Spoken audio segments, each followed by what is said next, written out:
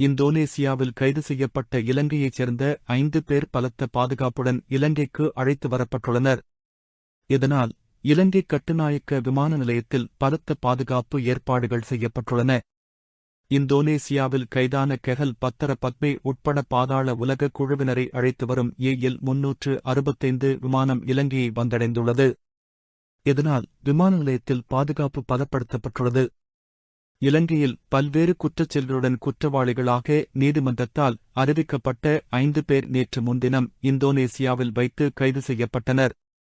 பொதுமக்கள் பாதுகாப்பு அமைச்சர் ஆனந்த விஜயபால, பொலிஸ்மா அதிபர் பிரியந்த் வீரசூரிய மற்றும் பொலிஸ் பேச்சாளர் ஹுட்டர் ஆகியோர் கட்டுநாயக்க விமான நிலையத்திற்கு சென்றுள்ளதான தகவல் வெளியாகியுள்ளது. கட்டுநாயக்க விமான நிலையத்தில் ஆரம்பகட்ட விசாரணைகள் இடம்பெற்று முடிந்த பின்னர் கொழும்பிற்கு அழைத்து வரப்படவுள்ளனர்.